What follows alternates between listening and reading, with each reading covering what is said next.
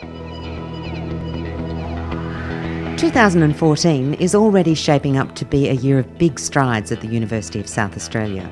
UniSA has delivered some quick wins, identified as key projects born in its UniJam consultation and outlined in the Crossing the Horizon action plan released less than a year ago. Orientation Week saw a new range of UniSA student clothing, including sweatshirts and hoodies, which are selling like hotcakes.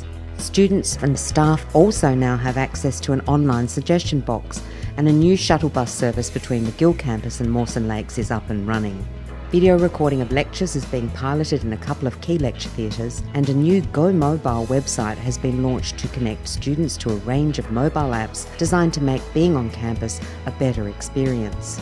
In George Street, the road has come to life with a Student Street art project completed in partnership with Adelaide City Council in January, feeding a new, engaged energy into the campus environment. The first trees and lawns have been planted in the courtyard of the new Jeffrey Smart building, which opened its doors to students in April, and the 8-storey student-centred building is already receiving rave reviews with its range of study spaces, integrated services and learning technology.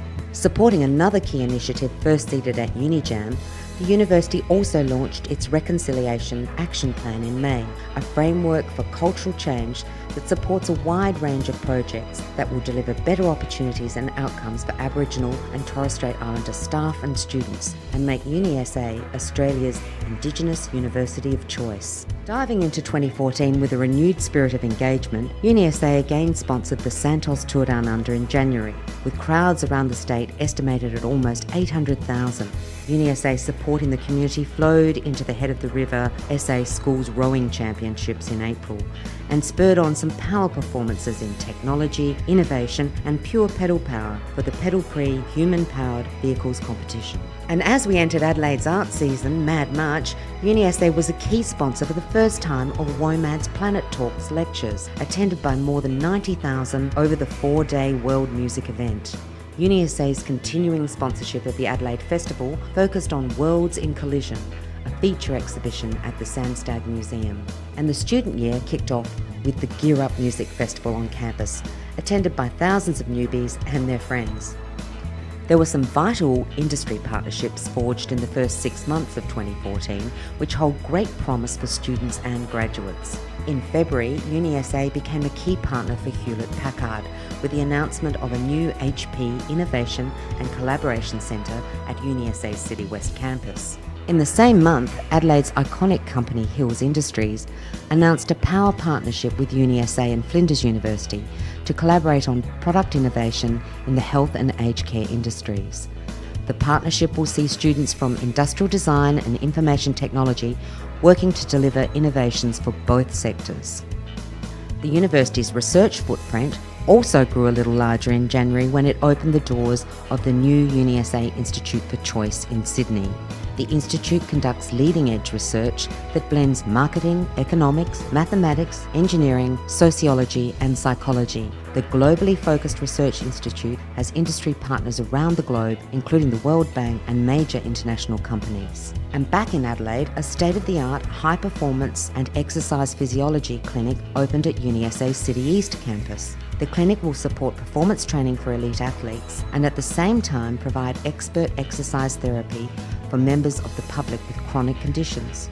UniSA's business school also had reason to celebrate when it became one of a select group of Australian universities to hold Equus accreditation for its programs for more than 10 years. Home to one of Australia's few 5-star MBA programs, the school continues to earn a reputation for quality business education.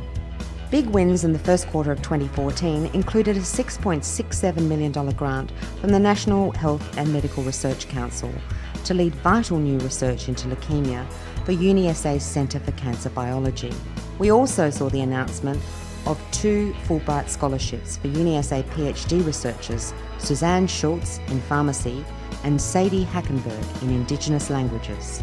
And in the United States, UniSA's Institute for Telecommunications Research took the world by storm when its Global Sensor Network was voted Technology of the Year 2013 by the Wireless Innovation Forum, beating the likes of NASA to win this prestigious prize. February funding research announcement saw UniSA become the national HQ for an $88 million cooperative research centre in big data.